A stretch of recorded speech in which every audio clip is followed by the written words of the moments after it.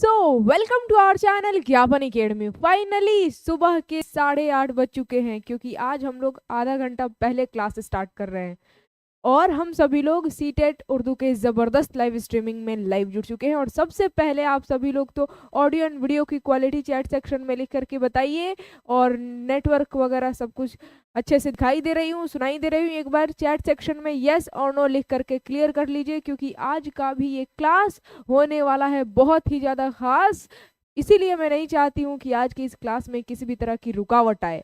तो जल्दी से बता दीजिए ऑल ओके है। जी हाँ, आप सभी लोगों को हमारी तरफ से, और आप कह सकते हैं कि आपको और आपके परिवार वालों को हमारी तरफ से सलाम है और आदाब है। जल्दी से आ जाइए and good morning to all of you.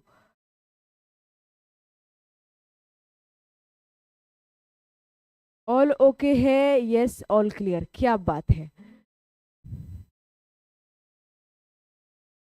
Start किया जाए आज का ये क्लास सीटेट उर्दू के।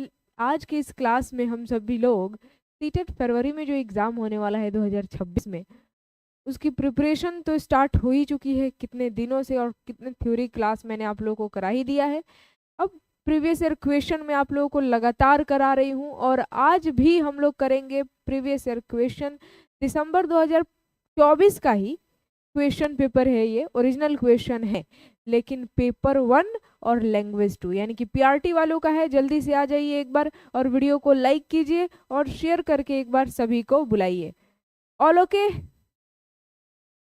टाइम चेंज हुआ है क्या? नहीं, सिर्फ और सिर्फ आज के लिए जो है ये 8:30 बजे से क्लास चल रहा है।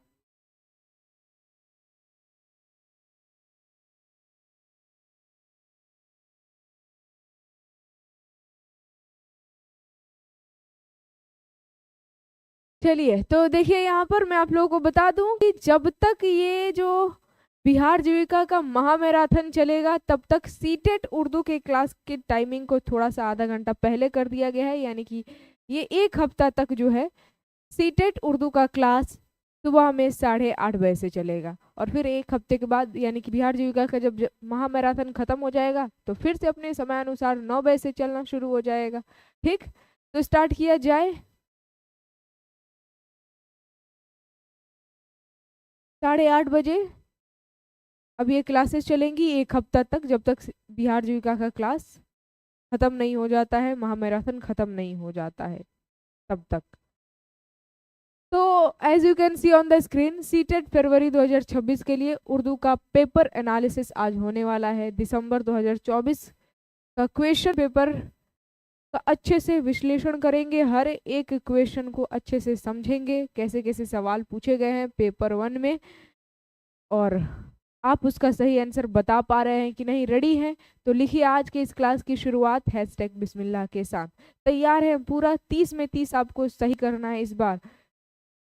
एकदम पूरे जोश, पूरे जुनून और पूरे एनर्जी के साथ आ जाइए, और देखते हैं कि आप सभी लोग 30 में 30 सही कर पाते हैं कि नहीं। रेडी?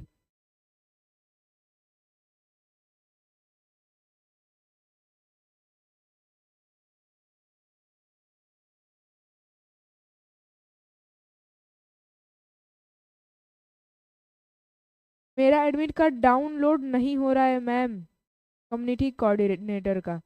तो शिबू जी, सारे के सारे पद का एडमिट कार्ड जो है ना, नहीं अपलोड किया गया है, लेकिन धीरे धीरे सब हो जाएगा, टेंशन नहीं लीजिए। अलग अलग पोस्ट का जो है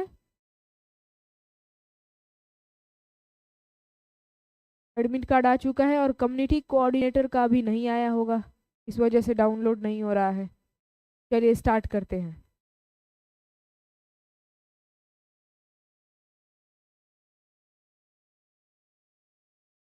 तो देखते हैं किस तरह का सवाल पूछा गया था। स्टार्ट किया जाता है आज का ये क्लास। हैशटैग बिस्मिल्लाह भी आप लोग लिख दिए हैं, लेकिन आग लगा कर नहीं लिखे हैं। एक बार आग लगा कर लिखिए आज के इस क्लास की शुरुआत हैशटैग बिस्मिल्लाह के साथ। देखिए यहाँ पर क्वेश्चन जो है यहाँ पर बोला गया है स्टार्ट होने से पहले कि उम्मीदवार सवालों के जवाब हिस्सा 5 सवाल नंबर 121 से लेकर 150 तक सिर्फ तभी देंगे अगर उन्होंने जबान 2 यानी कि लैंग्वेज 2 का ऑप्शन उर्दू चूज किया है। अगर लैंग्वेज 2 में आपने उर्दू चूज किया है तो ठीक है। तो चलिए देखते हैं हम सवाल कैसा है। ये लीजिए आपके सामने सवाल आ चुका है और जैसा कि हमेशा की तरह यही काम होता है। सबसे पहले गद्यांश और पद्यांश से 15 क्वेश्चन रहते हैं, तो एकदम उसी तरीके से कोई बदलाव नहीं, ऐसे ही आप लोगों के एग्जाम में भी आएगा। सीटेट फरवरी में जो एग्जाम होगा,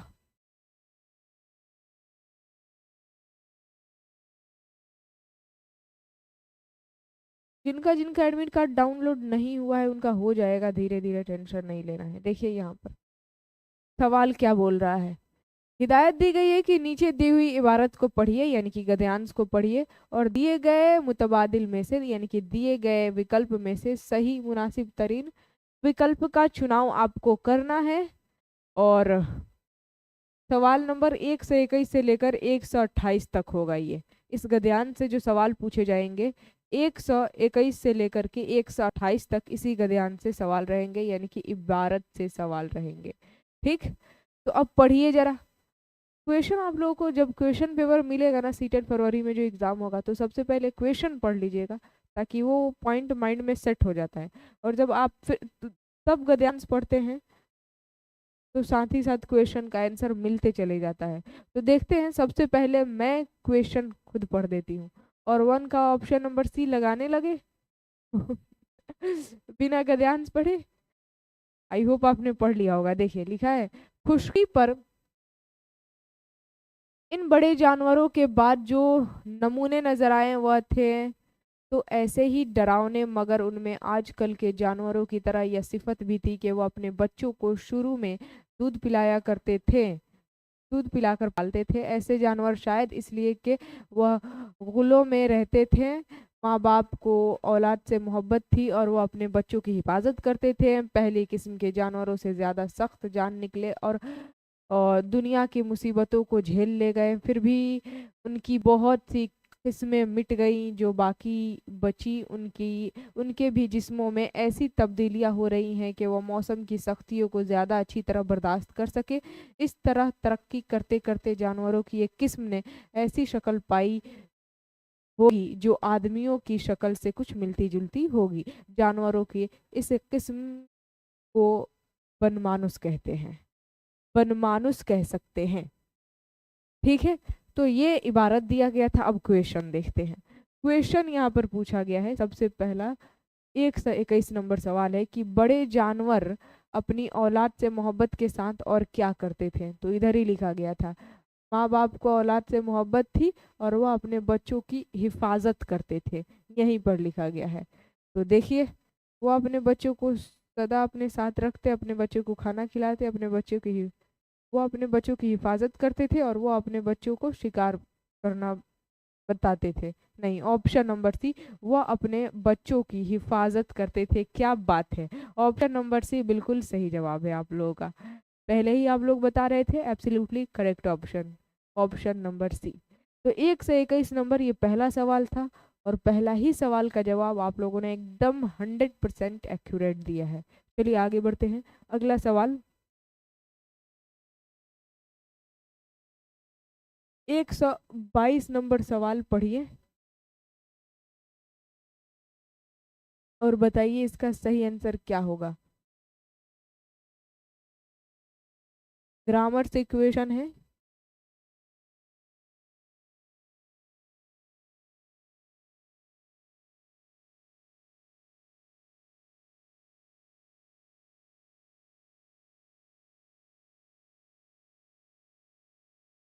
गुल, गुल की जमा पूछ रहा है। गुलियातियात, गुलातातीन, गुलो और गुलातीन। अच्छा, यहाँ पर देखिए खुद इसमें आंसर बता भी दिया गया। गद्यांश को पढ़ेंगे ना तो उसमें खुद आंसर बता भी दिया गया है। देखिए यहीं पर खुद बताया गया है, कहीं ना कहीं गुलो लिखा था। ऐसे जानवर शायद वह गुलों में रहते हैं। गुलो मतलब झोपड़ी, घोंसला, ठीक है। तो यहाँ पर गुल की जमा खुद गुलो बता ही दिया गया है, बहुवचन। तो ये ग्रामर का क्वेश्चन और भी ज़्यादा आसान हो गया, क्योंकि खुद जमा बहुवचन जो है ना इबारत में ही बता दिया गया है। तो इसका भी option number C will be the absolutely right answer. ठीक है, आगे बढ़ते हैं। नेक्स्ट क्वेश्चन है कि तरक्की का मुतजाद, ग्रामर का दूसरा क्वेश्चन है, तरक्की का मुतजाद यानी कि अपोजिट वर्ड बताइए, विपरीतार्थक शब्द क्या होगा। ए में है कामरानी, शादमानी, खुशहाली और तंजली।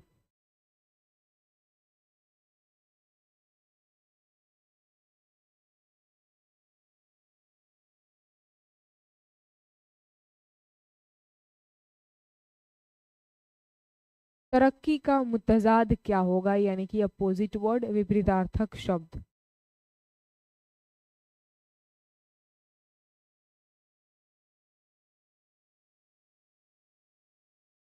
सोच समझ करके आंसर बताना है। चार ऑप्शन दिखा है, बढ़िया से देखिए। ग्रामर से आसान क्वेश्चन आता है और गलत नहीं होना चाहिए।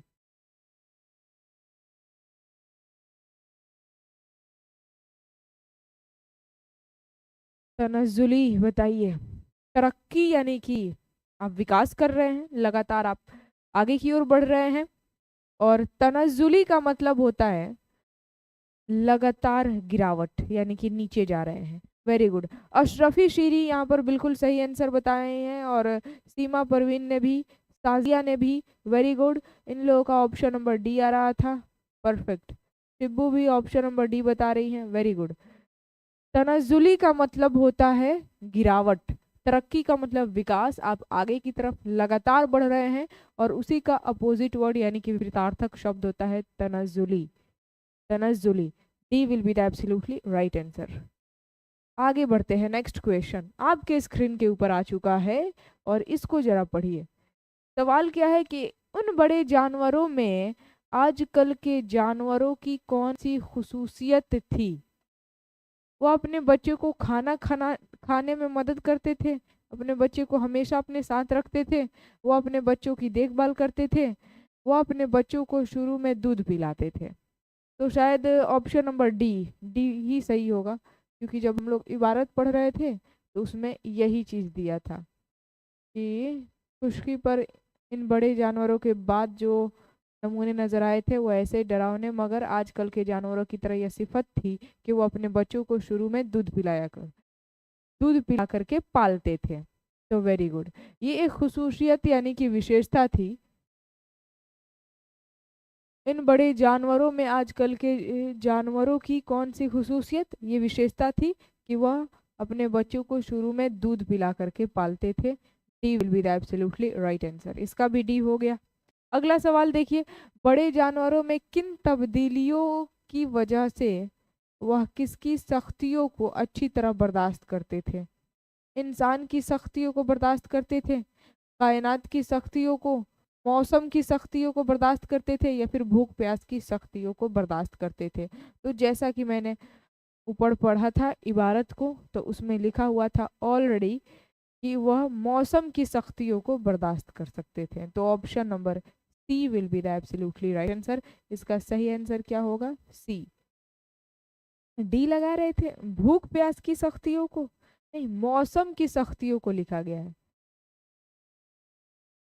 सी होगा। जब इबारत पढ़ी थी मैं तो उसमें मुझे अभी तक याद है मौसम की बात हो रही थी कि बड़े जानवरों में किन तब्दीलियों की वजह से वह किसकी सख्तियों को अच्छे से तरह से बर्दाश्त कर लेते थे, तो मौसम की सख्तियों को। आगे बढ़ते हैं। कुछ ऐसी तब्दीली आई थी कि मौसम की सख्तियों को वो बर्दाश्त कर पाते थे। ग्रामर से भी दो क्वेश्चन हुआ है, और देखते हैं कितना क्वेश्चन पूछेगा। और हाँ, वीडियो को एक बार लाइक करके शेयर कीजिए एक बार प्लीज़, जो लोग जुड़े हुए हैं अभी। एक बार वीडियो को लाइक, जो लोग नहीं किए हैं जल्दी से लाइक करके और शेयर करके दूसरों को भी आप बुला लेंगे।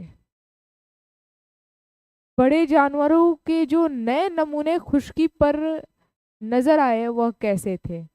भयानक, बदनुमा, डरावने की बात की गई है ना, डरावने, बहुत अधिक डरावने टाइप के थे। तो इसका भी ऑप्शन नंबर सी ही होगा, डरावने। ये स्टार्टिंग में ही खुद लिखा है, स्टार्टिंग वाले लाइन से ही सवाल पूछ दिया है। फिर ये बड़े जानवर कैसे रहते थे? गारों में रहा करते थे, तन्हाई में रहा करते थे, अलग थलग रहा करते थे, या फिर गुलों में रहा करते थे? तो फिर इसमें खुद बात की गई है, गुल की जमा भी आप लोगों ने बताया बहुवचन ग्रामर से था गुलो, और खुद इबारत में भी बात की गई है गुलों में। तो इसका ऑप्शन नंबर डी हो गया। कितना आसान। अब आगे बढ़ते हैं। अगला सवाल है 128 नंबर, इबारत से लास्ट क्वेश्चन। उसके बाद से अभी अशआर यानी कि गद्यांश से तो 128 तक रहेगा, 129 से स्टार्ट होगा पद्यांश यानी कि अशआर से, कुछ शेर दिए रहेंगे। तो गद्यांश से ये लास्ट सवाल है कि आदमी की शक्ल व सूरत से मिलती जुलती जानवरों की इस किस्म को आसानी से क्या कह सकते हैं? तो लास्ट में कहा गया है कि इनको बनमानुस कहा जा सकता है। ठीक है, तो इसका ऑप्शन नंबर सी बहुत ही ज्यादा आसान। क्या बात है। Javeria, Almas, Seema Parveen, very good. Option number C. तो ये गद्यांश से लास्ट क्वेश्चन 121 से लेकर 128 तक ये हो गया गद्यांश से। अब पद्यांश यानी कि अशआर से क्वेश्चन रहेंगे। अच्छा, कोई बात नहीं, कभी कभी ऐसा होता है ना कि अशआर नहीं देता है, दोबारा फिर से गद्यांश दे देता है यानी कि इबारत दे देता है, तो कोई दिक्कत नहीं है, हम लोगों को आंसर बताना है बस। क्वेश्चन किसी भी तरह से पूछे। कभी कभी ऐसा होता है कि गद्यांश और एक गद्यांश से क्वेश्चन पूछता है और एक पद्यांश से। तो कभी कभी ऐसा होता है कि गद्यांश से तो क्वेश्चन पूछेगा, और दूसरी बार जो पद्यांश से यानी कि अशआर दिया रहता है, कुछ शेर दिए रहते हैं और उससे क्वेश्चन पूछा जाता है, वो ना दे करके वहीं पा रहे हैं। ठीक है, ये ओरिजिनल क्वेश्चन है पिछले साल का 2024 का दिसंबर का, और इसमें खुद ऐसे ही हुआ है, तो उससे घबराना नहीं है। ठीक, रोज क्लास यूट्यूब पर होती है, बिल्कुल बबली जी, रोज क्लास होती है। अब क्लासेस 8:30 बजे से हो गई है, और जब तक जीविका का महामैराथन चलेगा तब तक जो है सीटेट उर्दू का ये क्लास 8:30 बजे से स्टार्ट हो जाएगा। तो जितने भी एस्पिरेंट हैं जो सीटेट के हैं, आप सभी लोग 8:30 बजे ज़रूर जुड़ जाइएगा उर्दू का क्लास करने के लिए। ठीक, तो देखिए फिर से हिदायत कि नीचे दी हुई इबारत को पढ़िए, और पढ़ करके कुछ क्वेश्चन पूछे गए हैं, 4 ऑप्शन दिए गए हैं, सही ऑप्शन का चुनाव कीजिए, और 129 से लेकर 135 तक सवाल पूछे जाएंगे इस गद्यांश से। तो पढ़िए और जवाब बताइए। देखिए यहाँ पर लिखा गया है, जंगपुरा की चौकी के पास एक चंगी घर भी था। वहां मुंशी राम शर्मा काम करते थे। चंगी वसूल करने में बड़े चौकस थे। उन्हें बच्चों से इतनी दिलचस्पी थी कि जब किसी बच्चे को देखते तो बहुत प्यार से बातचीत करते। रशीद भी मुंशी जी के पास जाया करता था और मुश्किल लफ्जों के मानी पूछ लेता था।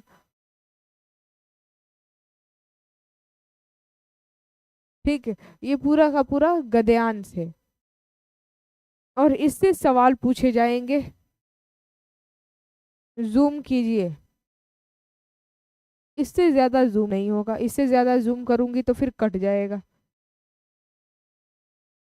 थोड़ा सा और जूम कर सकती हूँ, लीजिए, हो गया।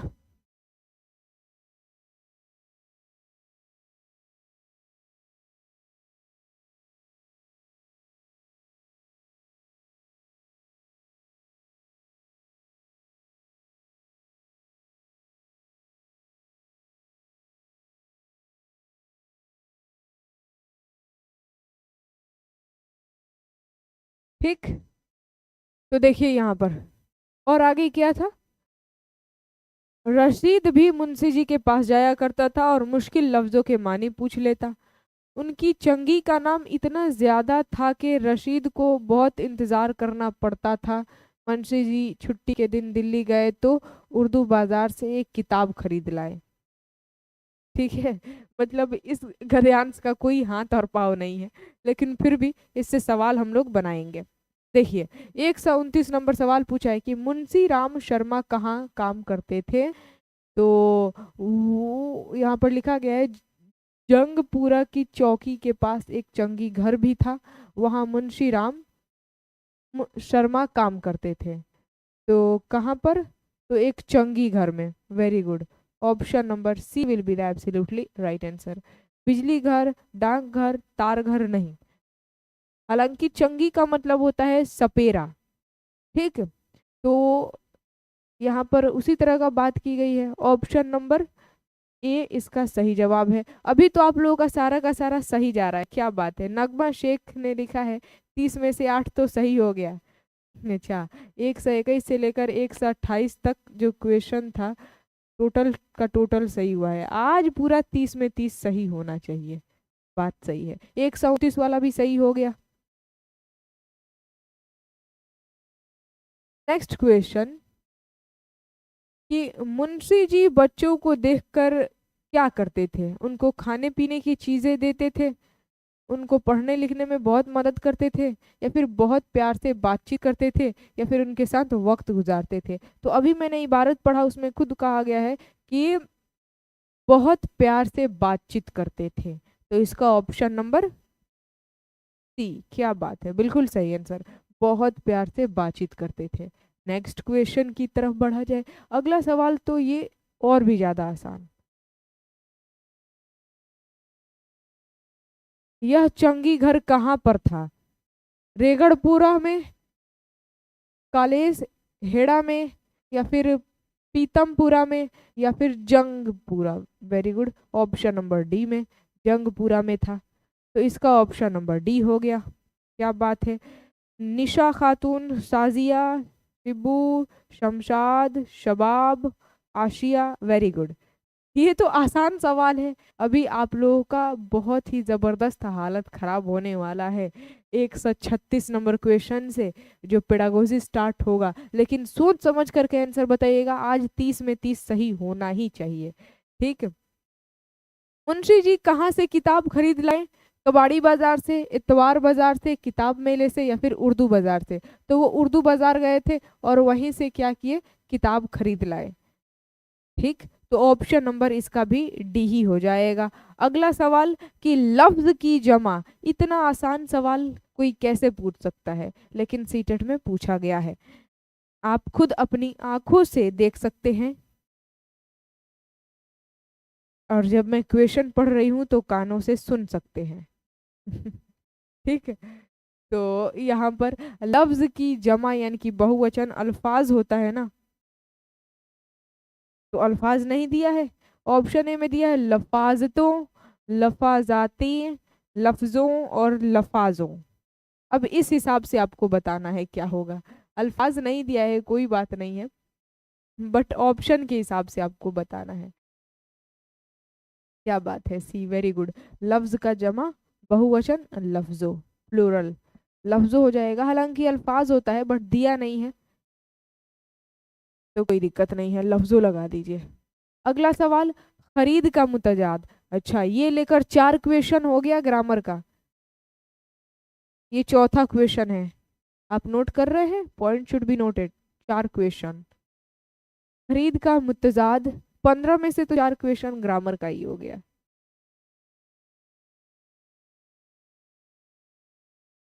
खरीद का मुतजाद यानी कि अपोजिट वर्ड। खरीद, लेना देना, फरोख्त या फिर बेचना। लेना देना एक दूसरे के मुतजाद होंगे यानी कि अपोजिट वर्ड, बट खरीद का क्या हो जाएगा, फरोख्त हो जाएगा। ठीक है। तो इसका ऑप्शन नंबर सी।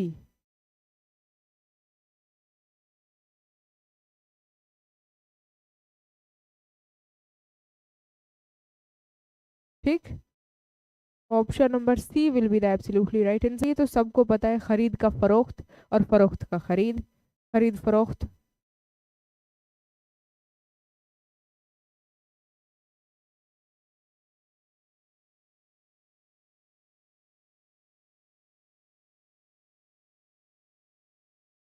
Option number C. अगला सवाल 135, जो कि इस गद्यांश यानी कि लैंग्वेज कंप्रेशन का जो 15 क्वेश्चन है, 15 क्वेश्चन में से ये लास्ट क्वेश्चन है। उसके बाद से पेडागोजी का स्टार्ट हुआ। फिर कुर्सी की पेटी बांध लेना है आप लोगों को। रशीद मुंशी जी के पास जाकर क्या करता था? तारीख से मुतालिक पूछता था, या फिर खेलों से मुतालिक पूछता था, या फिर मुश्किल लफ्जों के मानी पूछता था, या फिर हिसाब के सवालात मालूम करता था? नहीं, मुश्किल लफ्जों के मानी जा करके रशीद जो है मुंशी जी से पूछता था। तो इसका option number C will be the absolutely right answer. अब रेडी हैं आप सभी लोग पेडागोजी का क्वेश्चन करने के लिए, क्योंकि आ रहा है अब पेडागोजी का सवाल। नाम तो सुना होगा आपने। ठीक, तो देखते हैं 136 नंबर ये जो सवाल है, ये पेडागोजी का सवाल है। और as you can see on the screen पूछ रहा है कि अंदाजा कद्र के बारे में कौन दुरुस्त नहीं है। ठीक है, इवैल्यूएशन यानी कि मूल्यांकन के बारे में कौन सा बयान जो है वो सही नहीं है, आपको बताना है। ये में है तलबा की पेश रिफत के रफ्तार के तायुन कद्र में मुआविन होता है। वी में इसे सिर्फ उस्ताद कर सकता है। तलबा के पेश रिफत का कुल मंजर पेश करता है, या फिर तलबा की कारकर्दगी का ठोस सबूत पेश करता है। अब सोच समझ करके आंसर बताइए। क्या बात है, ऑप्शन नंबर बी यानी कि टैगवर्ड में आप लोगों को जो बताया है सही पकड़ा है आप सभी लोगों ने, बिल्कुल सही पकड़े हैं आप लोग। तो option number B, very good. सिर्फ वाला जहां पर भी दिखाई दे वो निगेटिव टैग वर्ड में जाता है, और यहाँ पर नहीं पूछा भी है तो ऑप्शन नंबर सेकंड। अंदाजा कद्र के बारे में कौन दुरुस्त नहीं है, मूल्यांकन के बारे में ये दुरुस्त नहीं है कि इसे सिर्फ उस्ताद ही कर सकता है। तो जहां पर भी सिर्फ आ जाए याद रखिएगा वो निगेटिव टैग वर्ड होता है। मैम जी कभी कभी काम आता है, बिल्कुल कभी कभी नहीं, कभी कभी बहुत काम आ जाता है। ठीक है, तो ऑप्शन नंबर बी। और भी बहुत सारे निगेटिव और पॉजिटिव टैग वर्ड होते हैं जो मैं आप लोगों को बताऊंगी। पहले क्वेश्चन कीजिए 137 नंबर क्वेश्चन कि आमोजिश में खिला पर गौर करने के लिए गलतियों का तज्जिया बहुत अहम है, क्योंकि गलतियां आमोजगारों की तफहीम में कमी का अंदिया है, या फिर गलतियां तसव्वुरात के फ़रोग और तरगीब को जाहिर करती है, या फिर ज़्यादातर गलतियां तलबा के बेहिस रवैये के बास होती है, या फिर गलतियां आमोजगारों के जहन और उनके आमोजशी मराहल की खिड़कियां हैं। क्या होगा?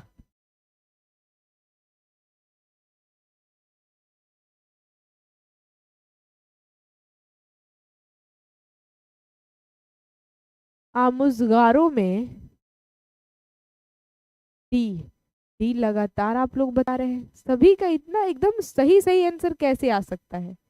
How can it this possible?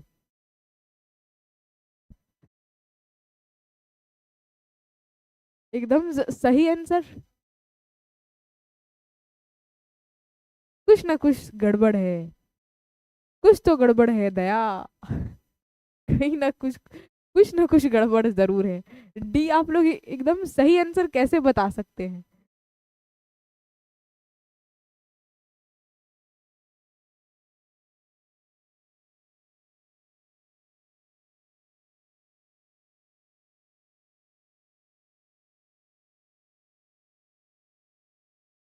Lock कर दिया जाए?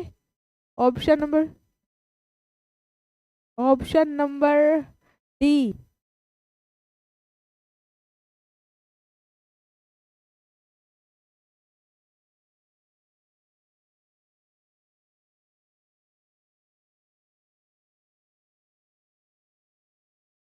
चलिए, ऑप्शन नंबर डी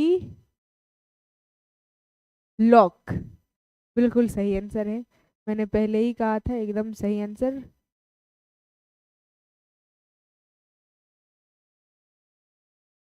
डी।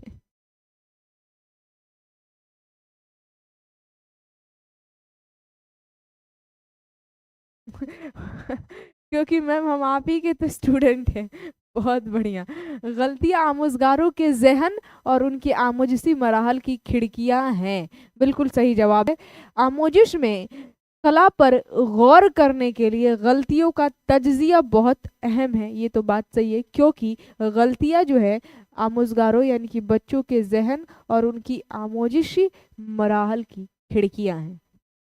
ठीक है, और क्योंकि बच्चा गलती करता है तो उसमें सुधार करना भी जरूरी है। और इससे पता चलता है कि बच्चे एकदम सीखने के सही रास्ते पर जा रहा है, सीखेगा पक्का, कंफर्म है। ठीक, आगे बढ़ते हैं, अगला सवाल। स्टीफन क्रैश के पेश करदा मॉनिटर हाइपोथेसिस के हवाले कौन दुरुस्त नहीं है? ए में है इक्तिसाब और आमोजिस की निगरानी में मुआविन होता है। बी में है आमोजगार उस वक्त निगरानी कर सकता है जब उसके पास काफ़ी वक्त और उसूलों की काफ़ी मालूमात हो। सी में है थर्ड में कि यह दूसरी ज़बान के इक्तिसाब तबाक में ही बरता जाता है। या फिर डी में है यह इक्तिसाब और आमोजिश के माबैन रिश्तों की बुनियाद पर होता है। तो बताइए, मॉनिटर हाइपोथेसिस की बात की जा रही है, सही आंसर क्या होगा?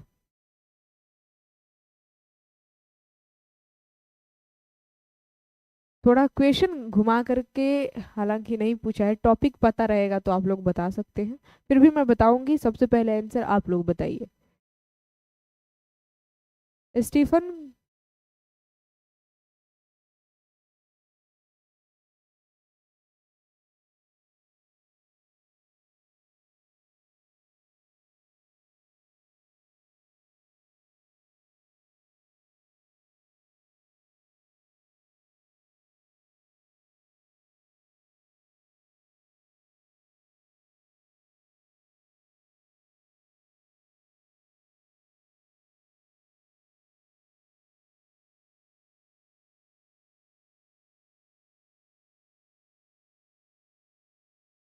पेश करदा मॉनिटर हाइपोथेसिस के हवाले से कौन बयान दुरुस्त नहीं है? नहीं है पूछा है, कौन सा बयान दुरुस्त नहीं है? कंफर्म, लॉक कर दिया जाए? कौन से ऑप्शन को लॉक किया जाए?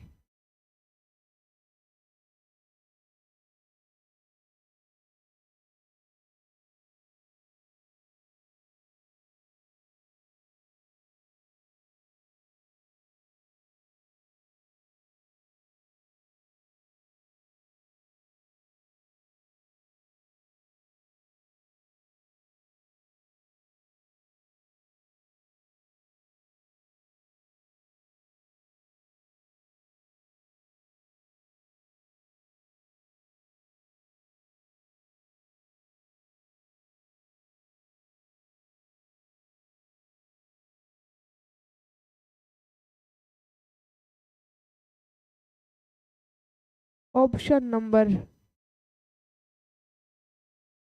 सी सी सी सी सी सी सी सी। क्या किया जाए? सी को लॉक कर दिया जाए? कुछ लोगों का यहाँ पर बी भी कहना है और कुछ लोगों का ए भी कहना है।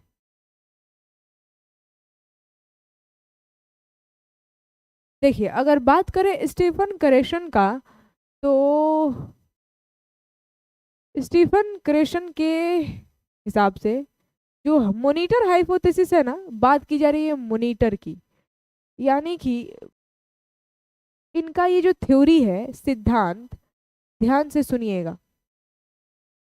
जो स्टीफन क्रेशन है, इनके हिसाब से मॉनिटर हाइपोथेसिस यानी कि मॉनिटर परिकल्पना, ये सिद्धांत ये कहता है कि जब कोई व्यक्ति दूसरी भाषा सीखता है तो जो सीखे गए व्याकरण के नियम है ना, उसका यूज एक मॉनिटर के तौर पर कर सकता है, जो बोलने में भी और लिखने में भी सुधार लाता है। ये तो बात सही है, जो भी ग्रामर हम लोग पढ़ते हैं तो बोलने में भी, बोलने और लिखने दोनों में सुधार लाता है। तो ये दूसरी भाषा के लिए कहा गया था। तो अगर यहाँ पर कहा जाए कि आमोजगार उस वक्त निगरानी कर सकता है जब उसके पास काफ़ी वक्त और उसूलों की काफ़ी मालूमात हो। देखिए, ऑप्शन ए में इक्तिसाब और आमोजिश के निगरानी में मुआविन होता है, ये बात नहीं कही गई है। तो ऑप्शन नंबर ए ठीक है, ए हो सकता है। बी तो कहा गया है। ये थ्योरी जो है ना, मॉनिटर हाइपोथेसिस यानी कि मॉनिटर परिकल्पना, स्टीफन क्रेशन का, तो इसमें ये कहा गया है आमोजगार उस वक्त निगरानी कर सकता है जब उसके पास काफ़ी वक्त और उसूल की काफ़ी मालूमात हो, या दूसरी ज़बान के इक्तिसाब सबाक में ही बता जाता है, ये भी कहा गया है। क्योंकि स्टीफन क्रेशन दूसरी भाषा के लिए ही, यानी कि दूसरी भाषा सीखने पर ही ये थ्योरी दिए हैं, दूसरी भाषा के लिए दिए हैं। तो ये भी सही है, ये भी सही है। यह इक्तिसाब और आमोजिश के माबैन रिश्तों की बुनियाद पर होता है, ये भी ठीक है। ऑप्शन नंबर ए ये गलत है, तो A will be the absolutely right answer. ये जो बयान है ये दुरुस्त नहीं है।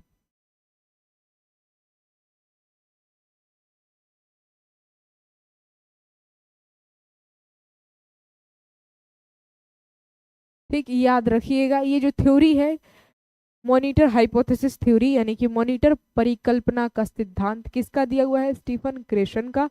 और इन्होंने ही दूसरी भाषा के लिए नियम दिया था कि दूसरी भाषा जब कोई व्यक्ति सीखता है तो ग्रामर के नियमों को सीखता है, और वो ग्रामर के नियम बहुत हेल्प करते हैं बोलने और लिखने में भी।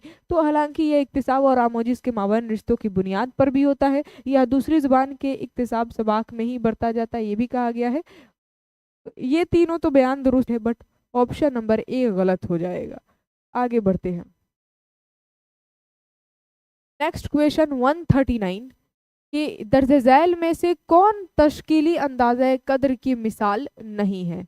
ए में है एक ख़ास वक्त ही जामे तहरीरी टेस्ट और दूसरे कामों का मजमुआ।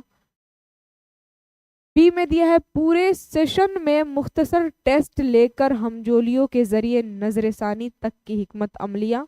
सी में है पूरे सेशन में बहुत से ज़बानी और तहरीरी काम और रोल प्ले कर वगैरह। और डी में दिया है सेशन के इख्तिताम पर एक टर्म पेपर। तो सवाल क्या पूछा है, एक बार फिर से पढ़ते हैं हम लोग। दर्ज झैल में से कौन तश्कीली अंदाज़ा कद्र की मिसाल नहीं है? याद आ रहा है, तश्कीली अंदाज़ा कद्र का मिसाल नहीं यानी कि उदाहरण नहीं है, बताइए। तश्कीली अंदाज़ा कद्र और तकमीली अंदाज़ा कद्र, तशखीसी अंदाज़ा कद्र, ये सब मैंने आप लोगों को पढ़ाया है, इसी वजह से मैं बोलती हूँ थ्योरी क्लास एक बार ज़रूर कर लीजिएगा। चलिए, यहाँ पर 139 का आप सभी लोगों का आंसर डी आ रहा है, क्या बात है।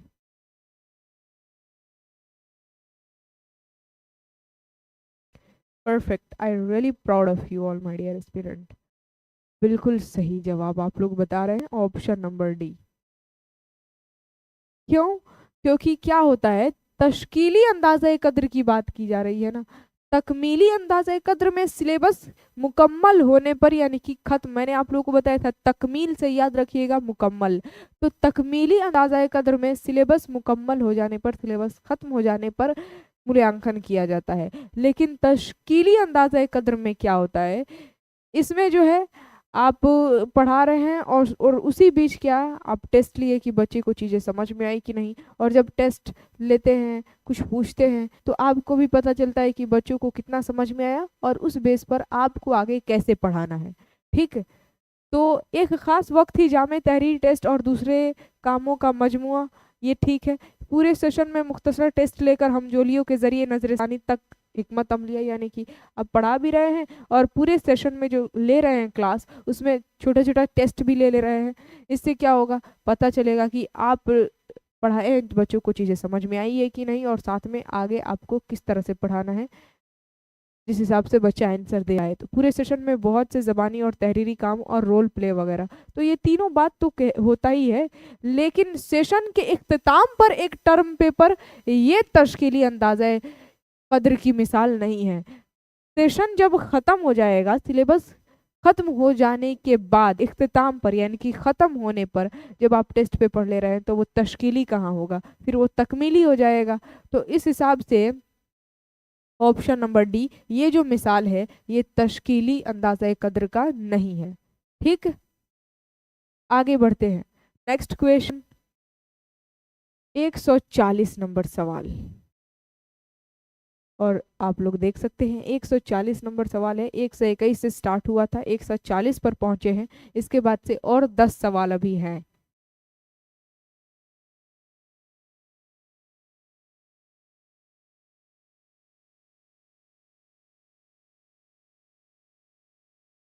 डी सम्मेटिव असेसमेंट होता है, बिल्कुल बिल्कुल समीर जी, वो सबमेटिव असेसमेंट इंग्लिश में अगर बात की जाए। हालांकि लिख करके तो उर्दू में ही पूछता है, तश्कीली और तकमीली। 140 का सी बता रहे हैं, कैसे देखा जाए जरा। जब एक नौ आमोजगार मखसूस मतन के मवाद को समझने के लिए मौजू से मुताल्लिक आम मालूमात और सकाफती पहलुओं को इस्तेमाल करता है तो उसे क्या कहते हैं? नीचे से ऊपर का तरीका, नीचे से नीचे का तरीका, नीचे से ऊपर से नीचे का तरीका, या फिर ऊपर से ऊपर का तरीका? ये सवाल बढ़िया पूछा है। Very good. सी बिल्कुल सही जवाब है, एकदम absolutely right answer. Shaista Parveen है यहाँ पर, समीर अख्तर और चमन आरा, वेरी गुड।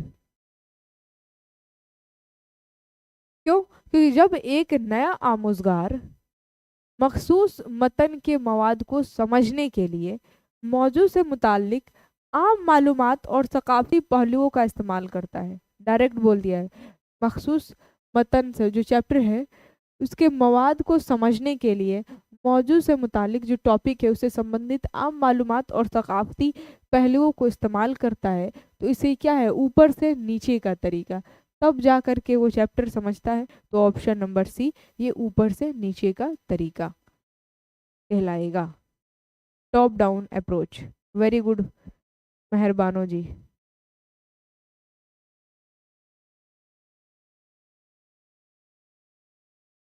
आगे बढ़ते हैं।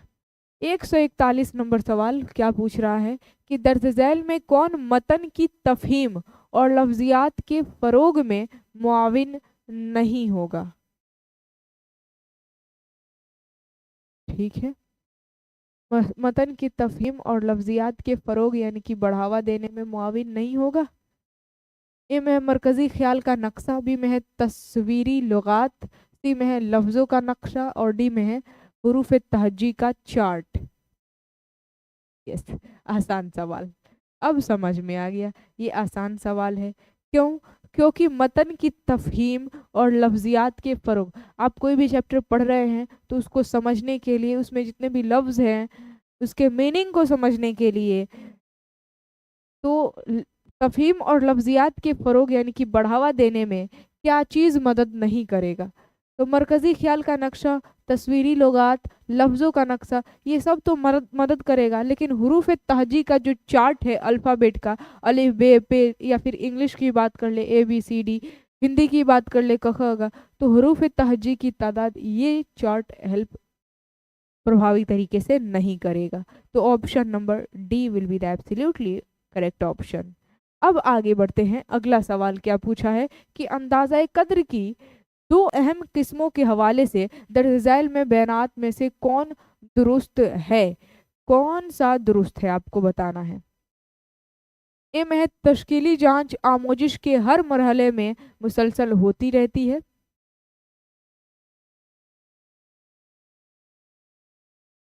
क्या पूछ रहा है यहाँ पर? अंदाज़ा कद्र के दो अहम किस्मों के हवाले से दर्ज झैल बयानात में से कौन दुरुस्त है, कौन सा सही है? अच्छा, मूल्यांकन से रिलेटेड पूछा है। तो ऑप्शन नंबर ए में दिया है तश्कीली जांच आमोजिश के हर मरहले में मुसलसल होती रहती है। बी में दिया है तकमीली जांच आमोजिश से पहले और दरमियान में की जाती है। सी में दिया है तश्कीली जांच आमोजिश के अमल के बजाय हैयत पर जोर देती है। डी में दिया है तकमीली जांच पूरे साल साल होने वाली जांच का मजमूई कुल अमल होती है। तो बताइए इसका क्या होगा? आसान है। क्यों? क्योंकि यहाँ पर डायरेक्ट ऑप्शन नंबर ए मुझे लग रहा था, और बिल्कुल ऑप्शन नंबर ए ही होगा। बात कर रहा है तश्कीली जांच आमोजिश के हर मरहले में मुसलसल होती रहती है। अब क्या है, ये क्या है मुसलसल, ये अमल है तशकीली जांच। तकमीली में ना सिलेबस कंप्लीट होने के बाद, और देखिए यहाँ पर तकमीली में तकमीली जांच पूरे साल होने वाले जांच का मजमू कुल अमल होती है नहीं। तो ये सिलेबस कंप्लीट हो गया तो तकमीली, जैसे कि 1 महीना पर मंथली टेस्ट होता है तो वो क्या है, तकमीली जांच के अंदर चला जाएगा। चैप्टर खत्म होने के बाद, आप कह सकते हैं सिलेबस खत्म होने के बाद जो जांच की जाएगी मुकम्मल होने के बाद तकमीली जांच होगी।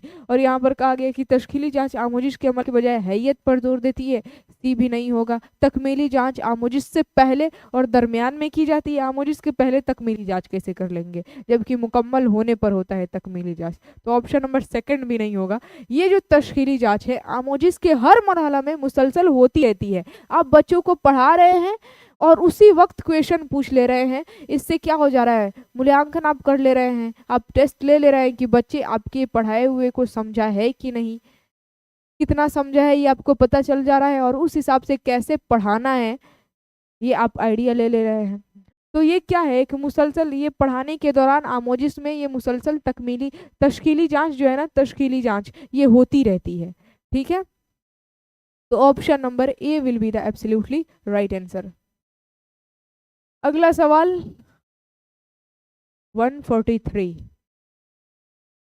दर्ज झैल में कौन शुमूलियती क्लासरूम की तख्लीक में मुआविन नहीं होता है? लीजिए, शुमूलियती क्लासरूम की तख्लीक में मुआविन नहीं होता है। ऑप्शन नंबर ए में है कसीर लिसानी तरीका अपनाना, क्लास में कुछ तलबा को मॉनिटर बना देना, हमजोलियों का ग्रुप में तामुल और फीडबैक का निज़ाम, और टीम में काम देना।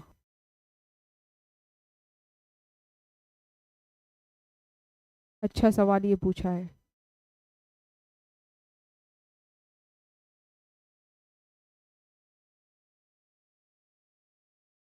मुआविन नहीं होता है ये पूछा गया है, सोच समझ करके आंसर बताना है। चलिए यहाँ पर तरक्शा तहसीन वेरी गुड, मेहरबानो वेरी गुड, और शहनाज खातून एमडी अजहरी परफेक्ट आंसर है। ऑप्शन नंबर, देखिए कसीर लिसानी तरीका अपनाना ये शमूलियती क्लासरूम की तख्लीक में मददगार होती है, ये तो नहीं होगा। यहाँ पर पूछा है कौन मददगार नहीं होता है। क्लासरूम में कुछ तलबा को मॉनिटर बता देना, इसको थोड़ा पेंडिंग में रखते हैं। अगला सवाल, अगला ऑप्शन देख लीजिए, हमजोलियों का ग्रुप में तामुल और फीडबैक का निज़ाम। अगर हमजोलियों को ग्रुप में तामुल कराते हैं, क्रिया वगैरह करा गतिविधि वगैरह कराते हैं और फीडबैक का सिस्टम ये रखते हैं, तो ये भी क्या है, शमूलियती क्लासरूम में। यानी कि शमूलियती क्लासरूम का मतलब क्या, हर तरह के बच्चे हैं, चाहे वो किसी भी जात से, किसी भी धर्म से, किसी भी कास्ट से, या फिर किसी भी कह सकते हैं, चाहे वो गरीब खानदान का बच्चा हो या फिर अमीर खानदान का बच्चा हो, चाहे वो महिला हो चाहे वो पुरुष हो।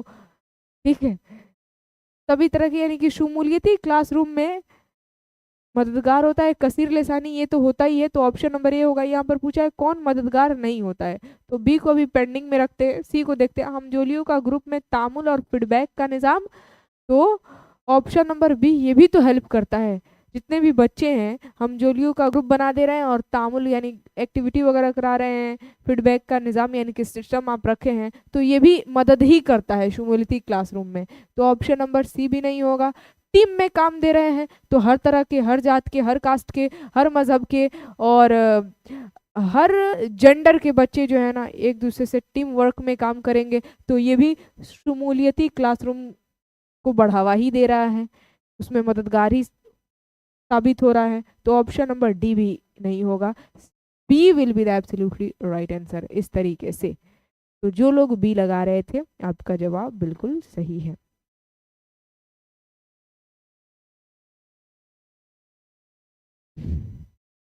चलिए आगे बढ़ते हैं। नेक्स्ट क्वेश्चन है, अगला सवाल,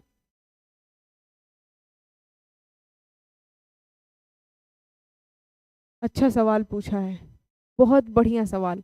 ये तो आसानी से बता सकते हैं आप लोग अगर आपने क्लास मेरा थ्योरी किया है तो, क्योंकि थ्योरी क्लास में सब कुछ हर एक टॉपिक को मैंने पढ़ाया है। देखिए यहाँ पर सवाल क्या पूछा है, पे को बे लिखने या पढ़ने और 6 को 9 लिखने या पढ़ने में बच्चे अमूमन गलतियां करते हैं, यह है, ये कौन सा डिसऑर्डर है बच्चे में?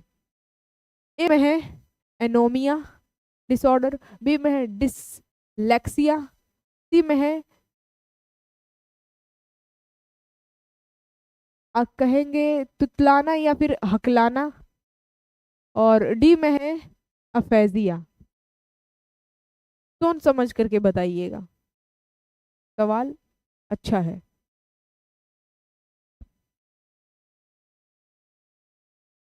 पे को बच्चा क्या पढ़ रहा है? पे, और 6 को 9 लिख रहा है।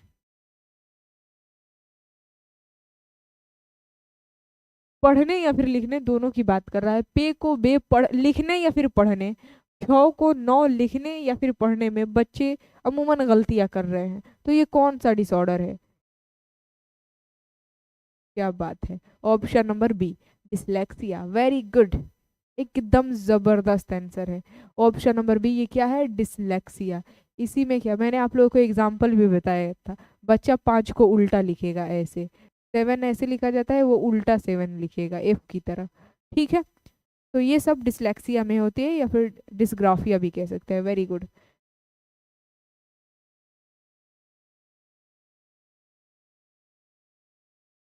बिल्कुल सही आंसर है। अगला सवाल 145 नंबर और 5 क्वेश्चन बचा हुआ है, तैयार हो जाइए, क्वेश्चन बहुत जल्द खत्म ही होगा। 145 नंबर क्वेश्चन है कि बुनियादी तरसीली महारतें BICS जानी जाती है रोज़मर्रा की तरसील के लिए मुस्तमिल ज़बान, या फिर बैन ज़बान, या फिर ज़बान की आला महारतें, या फिर इस्तिखराज व तजरीद की ज़बान।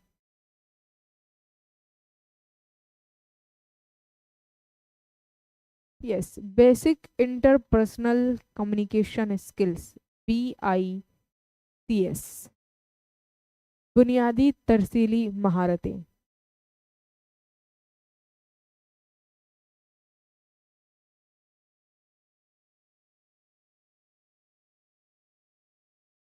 स्टार्टिंग में ही बात आ गया बुनियादी, जब बुनियादी की बात है, बेसिक इंटरपर्सनल, बुनियादी की बात आ गई तो बिल्कुल रोजमर्रा की तरसील के लिए मुस्तमिल जुबान जानी जाती है बुनियादी तरसीली महारत के रूप में। बेसिक इंटरपर्सनल कम्युनिकेशन स्किल्स, ये बहुत आसान था। चलिए अगला सवाल 146 नंबर, ये लंबा सवाल पूछा है। बोल रहा है कि हिंदी बोलने वाले तलबा को एक उस्ताद अंग्रेजी बतौर दूसरी जबान पढ़ाता है, और वाज़ेह उसूलों की वजाहत के लिए बग़ैर उन्हें थोड़ी बहुत अंग्रेज़ी में बात करने का सबाक और मौका फराहम करता है। तलबा की अंग्रेज़ी में बातचीत से पहले उस्ताद उनके सामने बतौर नमूना कुछ मिसालें पेश करता है। आगे चलकर धीरे धीरे उस्ताद की मदद से वह कवायद भी सीख लेते हैं। इस तरह उस्ताद किस तरीक़े तदरीस को मान रहा है? यहाँ पर क्या हो रहा है, ध्यान से सुनिएगा। हिंदी बोलने वाला जो तलबा है, छात्र, उसको एक शिक्षक अंग्रेजी बतौर दूसरी ज़बान पढ़ाता है, यानी कि दूसरी ज़बान के तौर पर अंग्रेजी उसे सिखाता है, पढ़ाता है, और वाज़ा उसूलों की वजाहत किए बगैर, यानी कि उसूलों का वजाहत स्पष्टीकरण दिए बगैर, समझाए बगैर उन्हें थोड़ी बहुत अंग्रेजी में बात करने का सबाक और मौका फराहम, यानी कि इंग्लिश बोलने का मौका देता है कि बात करो बिना वजाहत किए। तलबा की अंग्रेजी में बातचीत से पहले उस्ताद उनके सामने बतौर नमूना कुछ मिसालें पेश करता है, यानी कि तलबा की इंग्लिश में बातचीत करने से पहले उस्ताद शिक्षक जो है उनके सामने कुछ नमूने मिसालों के तौर पर पेश करता है, और आगे चलकर धीरे धीरे जो उस्ताद है, उस्ताद की मदद से बच्चे जो हैं वो कवायद को सीख भी लेते हैं। तो इस तरह उस्ताद यानी कि शिक्षक जो है किस तरह शिक्षण की कौन से तरीके को वो अपना रहा है और कौन से तरीके को वो मान रहा है, बताइए। ए में है तरसीली तरीका, बी में है रास्त तरीका, सी में है कवायद के इत्तलाक का तरीका, या फिर समई लिसानी तरीका। तो देखिए यहाँ पर क्या हुआ, उसूलों के बिना वजाहत किए बगैर थोड़ी अंग्रेजी बोलने के लिए कहता है, यानी कि अंग्रेजी में बात करने का मौका भी देता है। और तलबा की अंग्रेजी में बातचीत से पहले उस्ताद उनके सामने बतौर नमूने कुछ मिसाल यानी कि उदाहरण दे करके पेश करता है, और धीरे धीरे जो उस्ताद है उसकी मदद से बच्चे कवायद सीख भी जाते हैं। तो इस तरह उस्ताद जो है ना ये तरसीली तरीका अपनाया है। Option number A will be the absolutely right answer. क्या बात है, ए, वेरी गुड, ठीक है, बहुत जबरदस्त। तरसीली तरीका, क्योंकि जिस तरीके से वो नमूना पेश करते शिक्षक जो है नमूना पेश करता है, कुछ मिसाल दे करके नमूना पेश करता है, उस हिसाब से बच्चा सीख जाता है कवायद किस तरीके से और कैसे बोलना है। ठीक, तो option number A will be the absolutely right answer. ठीक है, एक बार वीडियो को आप सभी लोग लाइक ज़रूर कीजिए ऑल माय डियर स्टूडेंट। एक बार जो लोग लाइक नहीं किए हैं लाइक करके और एक बार शेयर ज़रूर कीजिए। देखिए यहाँ पर अगला सवाल है कि दर्ज झैल में से कौन तरसीली तरीके का खासा नहीं है। ए में है वज़े तदरीस के बजाय कवायद के उसूलों की बाजियाफत, या फिर तरसीली महारत का फ़रोग, या फिर अमल से ज़्यादा हैयत पर तवज्जो, या फिर ज़बान का सयाक में इस्तेमाल। ये और भी ज़्यादा आसान है, क्यों? क्योंकि पूछा है कि तरसीली तरीका का खासा नहीं है, तो ये कोई भी बता सकता है। वज़े तदरीस के बजाय कवायद के उसूलों की बाजियाफत, ये तो तरसीली तरीके का खासा है, बट तरसीली महारतों का फ़रोग ये भी है। ऑप्शन नंबर ए भी नहीं होगा, बी भी नहीं होगा, अमल से ज़्यादा हैयत पर तवज्जो ये नहीं होगा। तो option number C will be the absolutely right answer. ज़बान का सियाक में इस्तेमाल ये होता है तरसीली तरीके में, क्या होता है ज़बान का सियाक में इस्तेमाल। खुद यहाँ पर इसका पहले वाला जो क्वेश्चन है देखिए, यहाँ पर सबाक और मौके फराहम, सियाक व सबाक के हवाले से तरसीली तरीके के ज़रिए सीखता है बच्चा। ठीक है, तो तरसीली तरीके में अगर बात की जाए तो ज़बान का सियाक में इस्तेमाल होता है, तो ऑप्शन नंबर इसका सी हो गया। आगे बढ़ा जाए, नेक्स्ट क्वेश्चन।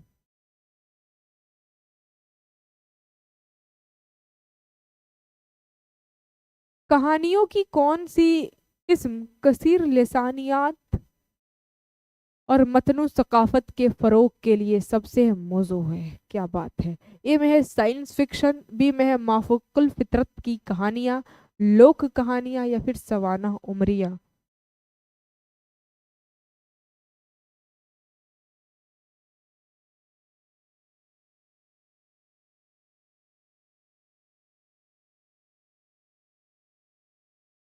एमडी फुरकान का कहना है मैम थ्योरी कहाँ मिलेगा? इसी चैनल पर मिलेगा। आप ज्ञापन एकेडमी पर, जिस पर आप लाइव देख रहे हैं, लोगों पर क्लिक करेंगे, होम पेज खुलेगा और प्लेलिस्ट वाले सेक्शन पर जाएंगे, वहाँ पर ऑलरेडी प्लेलिस्ट बना हुआ है थ्योरी क्लास का।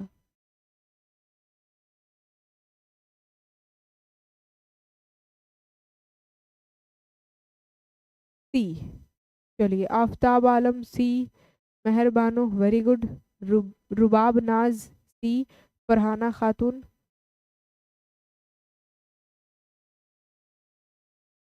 कॉकटेल्स वेरी गुड, लोक कहानियाँ।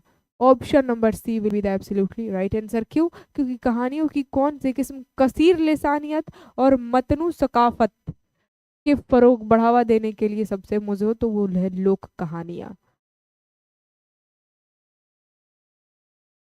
आगे बढ़ा जाए, ये बिल्कुल सही है। साइंस फिक्शन से तो नहीं होगा क्योंकि खुद ये मतनू सकाफत की बात कर रहा है और कसीर लिसानियत मल्टीलिंगुअलिज्म की बात कर रहा है।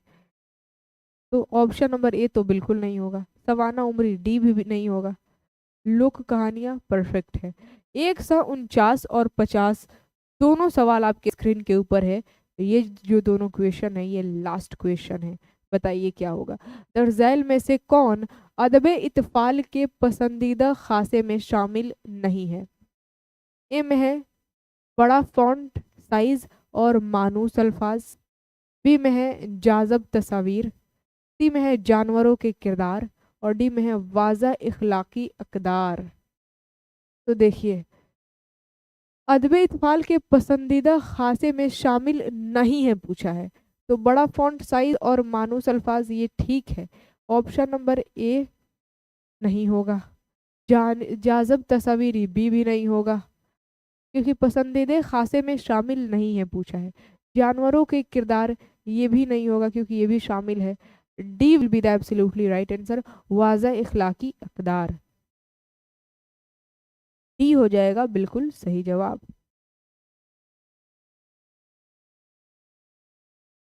फिर है यहाँ पर दर्ज झैल में से कौन आमोजिश का अहम हिस्सा नहीं है, यानी कि अधिगम का एक अहम हिस्सा नहीं है।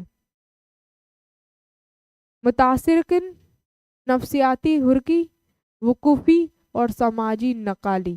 तो ये तीनों तो दिख रहा है, ये भी है, ये भी है, ये भी है, यानी कि तीनों नहीं होगा। ऑप्शन नंबर डी, यानी कि दोनों का फोर्थ ऑप्शन बिल्कुल सही है। 149 और 150 दोनों का फोर्थ फोर्थ फोर्थ। और फाइनली यहाँ पर 30 का 30 क्वेश्चन कंप्लीट हो गया। बताइए 30 में आपका कितना आया। 30 में टोटल 30 आया या फिर 30 में एक दो गलत हो गया।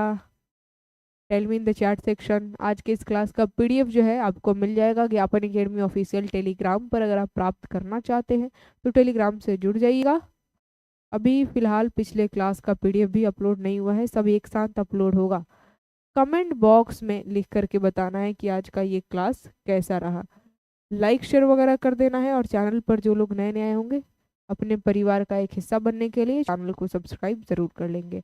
लाइक शेयर ज़रूर कीजिए, जितना ज़्यादा हो सके आपको शेयर करना है। 30 में टोटल कितना आया है, कितना गलत हुआ है यही बताइए, छोड़िए। कमेंट बॉक्स में ज़रूर लिख करके जाइएगा कि आज हम लोग सीटेट दिसंबर 2024 के पेपर 1 यानी कि पीआरटी वालों का क्वेश्चन पेपर एनालिसिस हुआ। पेपर 1 का लैंग्वेज 2 था, बस बदलाव इतना ही था। तो कैसा रहा आज का ये क्लास, सफल रहा? जो भी चीज़ें समझाई गई चीज़ें समझ में आई कि नहीं, कमेंट बॉक्स में लिख करके जाना है।